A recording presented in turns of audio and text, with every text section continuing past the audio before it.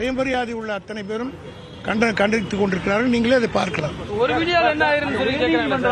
ஒரு வீடியோல போய் என்ன ஆயிர போகுதுன்னு கேக்குறாங்க. ஒரு வீடியோல போய் கொள்கைகளை போய் அது சொரணை உள்ளவனுக்கு தான் வரும். ஒரு நாள் ஒரு சொல்லும் சரி 1000 சொல்லும் சொல்லி உணர்ச்சி மயமாக இருந்தால் அது உரைக்கும். நிபந்தனைகளோட தான் அனுமதி கொடுத்தாங்க. ஆனா அந்த நிகழ்ச்சியில அரசியல் பேசப்பட்டிருக்கு, தலைவர்களை பற்றி விமர்சனங்கள் இருந்திருக்கு. அரசு சார்பாக நடவடிக்கை உண்டு. அது நாங்க மக்கள் முடிவு கொடுத்துட்டோம். மக்களை எதிர்ப்புக்கும் போது அரசு நடவடிக்கை எடுக்க வேண்டியது. மத வெறுப்பு சார்ந்த பேச்சுக்கள் கூட பேசப்பட்டிருக்கு சிலரால். அதாவது நீங்க பெருசாக்க வேண்டிய அவசியம் கிடையாது. ஏன்னா மக்கள் அது புறக்கணித்து விட்டார்கள். அது இன்னும் வெளிப்படையாக சொல்லணும்னா நாங்கள் 100 கூட்டம் இப்போ மாநாடு நடத்தி திமுகவுக்கு சேர்க்க வேண்டிய ஓட்டை ஒரே மாநாட்டின் மூலமாக அவர்கள் சேர்த்து கொடுத்து விட்டார்கள். அறநிலைத்துறை குடமுழுக்கு நடந்துட்டு இருக்கிறது. நிலங்கள் நிறைய மீட்கப்பட்டுக் கொண்டிருக்கிறது. கோயில்கள் அனைத்து புனரமைக்கப்படுது. இந்த நிலையில தொன்மை வாய்ந்த கோயில்கள் அனைத்துமே உண்மையான அந்த கலாச்சாரப்படியான நிகழ்வுகள் நடக்கல, தடங்கள் நடக்கல. இந்து சமய நலத்திலே வேணாம் அப்படின்ற அளவுக்கு பேச்சு அந்த மாநாட்டில் பேச அது தொடர்ந்து அவர்கள் பேசிக் கொண்டிருக்கிறார்கள். இதற்கு நாங்கள் பதில் சொல்ல வேண்டிய அவசியமே இல்லை. காரணம் இந்து அறநிலையத்துறை நீதி கட்சி காலத்திலிருந்து எதற்காக துவக்கப்பட்டது வரலாறுலாம் பேசினா நேரம் காணாது. 1 மணி நேரம் இவர் நம்முடைய மாண்புமிகு அமைச்சர் அவர்களுக்கும் சொல்வார். ஓரணையில் தமிழ்நாடு நம்முடைய மதிப்பிற்குரிய அமைச்சர் அரசு பாரதி அவர்கள் உறுப்பினர் சேர்க்கை முகாம்களை குறித்து அவர்கள் சொல்லியிருக்கிறார்கள். அதில் நம்முடைய மாண்புமிகு முதலமைச்சர் அவர்கள் நம்முடைய பொதுக்குழுவிலே அறிவித்ததைப் போல ஓரணியில் தமிழ்நாடு என்கின்ற தலைப்பின் கீழ் திராவிட முன்னேற்ற கழகத்தினுடைய உறுப்பினர் சேர்க்கைக்கான அந்த பணிகளை நாங்கள் துவங்கி இருக்கிறோம். வரக்கூடிய ஜூலை மாதம் 1ஆம் தேதி மாண்புமிகு முதலமைச்சர் அவர்கள் இது குறித்து பத்திரிகையாளர்களை சந்தித்து முறைப்படி இந்த உறுப்பினர் சேர்க்கை அவர்கள் துவங்க இருக்கிறார்கள்.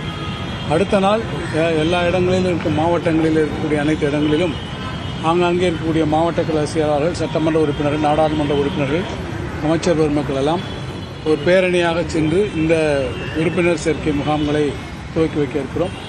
அதைத் தொடர்ந்து ஜூலை மாதம் 3ஆம் தேதி தமிழ்நாட்டில் இருக்கக்கூடிய 68,000 வாக்குச்சாவடிகள் பூத்துகளிலும் இந்த உறுப்பினர் சேர்க்கை முகாம்களை ஆங்காங்கே இருக்கக்கூடிய நம்முடைய அந்த BLA 2 என்று சொல்லக்கூடிய வாக்குச்சாவடி முகவர்கள், அதே போல் அங்கே இருக்கக்கூடிய டிஜிட்டல் ஏஜென்ட்ஸ், BDA என்று சொல்லக்கூடிய பூத் லெவல் டிஜிட்டல் ஏஜென்ட்ஸ், அங்கே இருக்கக்கூடிய தகவல் தொழில்நுட்பத்தினை முகவர்கள், மற்ற அணிகளாக இருக்கக்கூடிய இளைஞர் அணி, மகளிர் அணி போன்றிருக்கக்கூடிய அணிகளுடைய நிர்வாகிகள், கிளைக்கழகத்தினுடைய சிறுவாயில் என்று ஒவ்வொரு பூத்தில் இருக்கக்கூடிய வீடுகளுக்கும் நேரடியாக சென்று ஒவ்வொரு வீட்டிலும் ஒரு 10 நிமிடம் அவர்களோடு உட்கார்ந்து தமிழ்நாட்டில் இருக்கக்கூடிய ஏறத்தாழ 2 கோடி வீடுகளுக்கும் அனைத்து வீடுகளும் கட்சி வித்தியாசம் இல்லாமல் எல்லா வீடுகளுக்கும் சென்று அங்கே இருக்கக்கூடிய வாக்காளர் பெருமக்களில் 30% பேரை நம்முடைய கழகத்தில் இணைக்கக்கூடிய வகையிலே நாம் சென்றிருக்கிறோம். ஏறத்தாழ அந்த 2 கோடி வீடுகளிலே நம்முடைய கழகத்தினுடைய இருக்கக்கூடிய உறுப்பினர்களாக சேர்ப்பதற்கு முன்வரக்கூடியவர்கள் 1 கோடி வீடுகளில் இருக்கக்கூடியவர்களை நம்முடைய கழக உறுப்பினர்களாக சேர்க்க வேண்டும் என்கின்ற எண்ணிக்கை இருக்கிறது. நம்முடைய கழகத்தினுடைய முக்கியமாக திட்டங்களை விளக்கி இந்த கழகம் இந்த 4 ஆண்டு ஆட்சி பொறுப்பிலே மாண்புமிகு முதலமைச்சர் அவர்கள் சொல்லியிருக்கக்கூடிய சாதனைகளை அவரிடத்தில் எடுத்துச் சொல்லி அதன் வாயிலாக டிஜிட்டலாகவும் அங்கே இருக்கக்கூடியவர்கள் ஒரு ஆப்பின் மூலமாகவும் நேரடியாக இந்த செயலி வாயிலாகவும் அதேபோல் உறுப்பினர் ஃபார்ம் மூலமாகவும் அவர்கள் அதை எடுத்துக்கொள்ளக்கூடிய அந்த முயற்சிகளை எடுத்திருக்கிறோம். இந்த வகையிலே தமிழ்நாட்டிலே எந்த கட்சி பாகுபாடும் இல்லாமல் 100% அவுட்ரீச் 100% அனைத்து வீடுகளையும் போய் பார்க்கக்கூடிய அளவில் நேரடியாக செய்யக்கூடிய அளவில் இந்த உறுப்பினர் சேர்க்கைக்கான முகாம்கள் எடுக்கப்பட்டிருக்கிறது.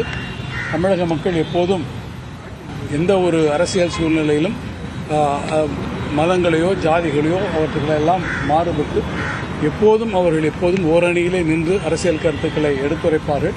தமிழ்நாடு எந்த ஒரு சவாலையும் எதிர்கொள்ளுகிற போது அது ஓரணியில் திரண்டு நிற்பதுதான் தமிழ்நாட்டிற்கான இயற்கையான ஒரு கூறு என்பதை மனதில் வைத்து இந்த திட்டத்திற்கும் உறுப்பினர் சேர்க்கை முகாம்கள் நடத்தக்கூடிய இந்த திட்டத்திற்கும் ஓரணியில் தமிழ்நாடு என்கின்ற வகையிலே அது சிறப்பாக செயல்படுத்தப்பட இருக்கிறது. முதலமைச்சர் அவர்கள் 1ஆம் தேதி அவர்கள் பத்திரிகையாளர்களை சந்தித்து அதை துவங்கி வைக்கிறார். அதனால இந்த பின்னர் வரை நீங்கள் கேட்ட கேள்விகளுக்கெல்லாம் அப்படிப்பட்ட சவால் இருந்தது. அந்த சவால்களுக்கான எதிரானது தொடர்ச்சியாக நம்முடைய தமிழ் மொழிக்கு மற்ற மொழிகளை எல்லாம் பார்க்கிற போது குறிப்பாக வடமொழிக்கு கொடுக்கக்கூடிய இந்த முக்கியத்துவமும் அவர்கள் கொடுக்கக்கூடிய நிதி ஒதுக்கீடும் அதிகமான அளவில் இருந்திருக்கிறது. மற்ற மொழிகளெல்லாம் இணைத்து பார்த்தால் கூட அந்த அளவுக்கு வராத அளவிற்கு வடமொழிக்கான முக்கியத்துவத்தை அவர் கொடுத்திருக்கிறார் என்பது மீண்டும் ஒரு முறை உறுதியாக இருக்கிறது. தமிழ் மொழியை போல தமிழ் மொழிக்கு முக்கியத்துவம் கொடுக்க வேண்டும், தமிழ் மொழிக்கு இந்த சிறப்பு வர வேண்டும் என்ற காரணத்தினால்தான் கலைஞர் அவர்கள் அதற்கு செம்மொழி அந்தஸ்தை உருவாக்கினார்கள். அந்த செம்மொழி தகுதியை பெற்றிருக்கக்கூடிய மற்ற மொழிகளும் தமிழ் மொழியை சேர்ந்து வடமொழிக்கு இருக்கக்கூடிய முக்கியத்துவத்தை பெறாமல் போயிருக்கிறதிலிருந்து ஏன் தமிழ்நாடு ஓரணிகளை திரள வேண்டும் என்கின்ற உங்களுடைய முந்தைய கேள்விக்கு இதுவே என்னுடைய பதில். So what's the larger target of this initiative?